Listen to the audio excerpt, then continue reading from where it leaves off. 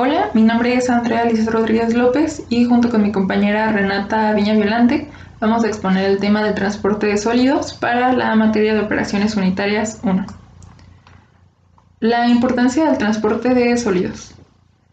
El transporte puede clasificarse según el tipo de sustancia a transportar en líquidos, gases y sólidos, siendo el transporte de la materia sólida el más complejo que el transporte de fluidos. En los procesos, los sólidos pueden presentarse de distintas formas, como grandes piezas angulares, láminas anchas y como partículas fraccionadas o polvorientos. Además pueden ser resistentes o gomosos, blandos o frágiles. Es muy común que la industria necesite transportar sólidos desde el punto de suministro de la materia prima al inicio del proceso, de este punto hacia el lugar de almacenamiento y del lugar de almacenamiento a la línea de empacado. Se pueden clasificar en función del espacio físico donde se desarrolla como externo e interno. En el externo son transportes periódicos y no continuos. El camión de carga resulta el más práctico y económico para transportar pequeños volúmenes a cortas y medianas distancias, mientras que el ferroviario y navegación marítima resultan convenientes para el transporte de cargas grandes a larga distancia.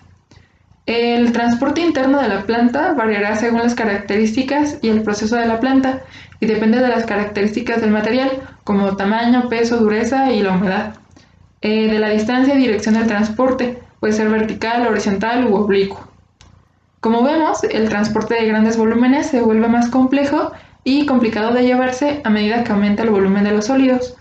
El transporte de materiales en plantas industriales representa una necesidad cotidiana, ya que la productividad del proceso depende de la optimización del transporte. Es por ello que surge la aparición de distintos equipos que garantizan un traslado dependiendo de las necesidades de la fábrica. Dependiendo del tamaño de la planta, se puede requerir que el traslado sea de forma horizontal, vertical u oblicuo. De igual manera, el movimiento de los sólidos puede ocurrir por gravedad, manualmente o aplicando una potencia externa. El transporte de los sólidos se clasifica en mecánicos o lechos fluidizados. El primero involucran partes mecánicas en movimiento que arrastran el material y están en contacto con el sólido, mientras que el segundo, el material está suspendido y se moviliza a través de los ductos. Tiene como ventaja respecto al traslado convencional mecánico que es más rápido y no hay impedimentos de transporte en cualquier dirección y es fácilmente automatizable. Los equipos de transporte es el equipo mecánico que es el mejor coordinador de los procesos. No solo elimina el trabajo manual, sino que también sirve para regular la marcha del proceso y para convertir una operación intermitente en una operación continua. Algunos ejemplos son la cinta transportadora, que funciona mediante la banda donde se transporta el producto. Sirven para transportar el material en forma horizontal o ligeramente inclinados. Se emplea para grandes distancias de 30 a 150 metros y es relativamente de bajo costo. La aplicación de este transportador es variada. Se utiliza para transportes de materiales de trozos, como minerales, rocas, carbón, cereales, bultos, etc. Elevador de cangilones. Es el más eficiente para subir ingredientes de forma vertical. Los ingredientes suben dentro de los cangelones y se descargan de la parte superior de manera gravitacional o centrífuga. No se pueden transportar materiales pegajosos o de gran compactación. Es un transporte utilizado para elevar granos, carbón, ceniza, cemento, materiales, rocas y trozos. El transporte hidráulico. Las partículas se transportan en una corriente de agua. Tiene menor velocidad de flujo y los sólidos se mueven a la velocidad del fluido. El transporte neumático. Utilizan para mover los ingredientes por medio de succión o presión. No poseen prácticamente límite de capacidad, tipo, distancia, dirección de producto. Las desventajas es el costo inicial y el filtro del aire. También están los transportes vibratorios, que están formados por una base sólida mediante el movimiento vibratorio transporta a los ingredientes. Las partículas están sujetas a una vibración asimétrica, que es un golpe hacia adelante, se transportan con la superficie, golpes atrás, a una aceleración elevada. Las ventajas de este es que es de fácil limpieza y poco mantenimiento, mínima absorción de interpartícula, mínimo consumo de energías, múltiples puntos de descarga y minimiza la contaminación. Estos son los más conocidos. Se clasifican también por categorías. por manejo de sólidos a granel como fino y flujo fácil, pequeñas porciones, material en trozos. Tiene un manejo de sólidos también unitario, de forma individual integrada, cajas o cajones y tan y más. Los factores para seleccionar el equipo de transportación representa el requisito de capacidad, la distancia, la elevación o levantamiento y las características de material, que pueden ser físicas o químicas. El requisito de procesamiento, que es calentamiento, mezclado y secado, y los costos corporativos. Criterios de diseño y selección de equipo. El traslado de los materiales debe asegurar que las materias primas, el material en proceso y los productos terminados y suministros se desplacen de forma constante de un lugar a otro. Cada operación de determinado proceso requiere materiales y suministros en un punto particular, así que el eficiente manejo de los materiales se asegura que serán entregados en el lugar y momento indicados. La selección de los equipos se realiza una vez que se ha definido el proyecto.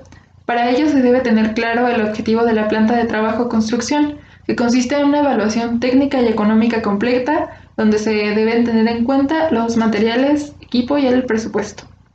Para la selección del diseño se debe considerar criterios tales como los costos de inversión. Estos son los gastos realizados para poner en marcha un proyecto como el alquiler, la maquinaria y el material. La utilidad máxima, que es la capacidad de una empresa de obtener el mayor beneficio y rendimiento en sus operaciones. Las empresas maximizan sus utilidades cuando las ganancias son mayores a su costo de producción, es decir, se vuelve más rentable. Se debe tener en cuenta también el coste total, que es la suma de los costes fijos, el alquiler, la energía y el salario, que no dependen de la cantidad producida, y los costes variables que se incrementan o disminuyen en función del número de utilidades fabricadas.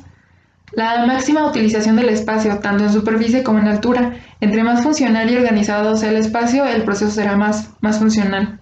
La mantenibilidad implica reparar algún daño lo más rápido posible para que el proceso siga en continuo y no haya pérdidas.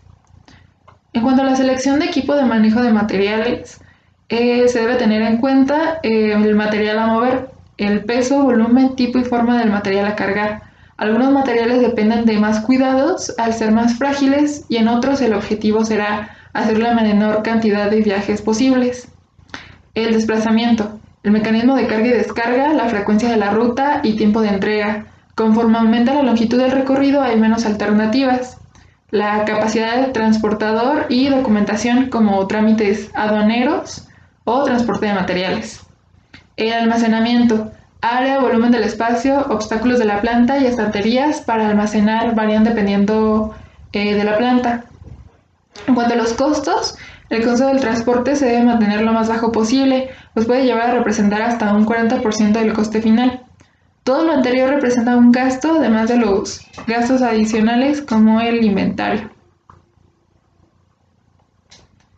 En cuanto a los ejemplos, tenemos algunos ejemplos de lo que hablábamos anteriormente. En la primera y segunda imagen se utilizan bandas como método de transporte, pero las galletas son un alimento más frágil, además que es un proceso casi completamente automatizado, mientras que en la primera imagen se requiere de un personal que elija los alimentos de mejor calidad para empaquetarlos. Por otro lado, en el transporte de queso se requiere de cierta temperatura para que el alimento llegue en buenas condiciones. Estos ejemplos están más enfocados en la industria alimenticia, pero pueden aplicarse para el transporte de cualquier otro sólido.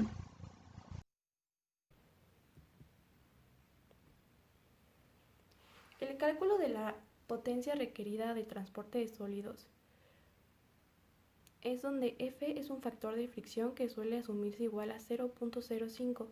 L es la longitud de la línea de transporte, lo que es una constante igual a 30.5, y W es el peso de todas las partes móviles de la línea.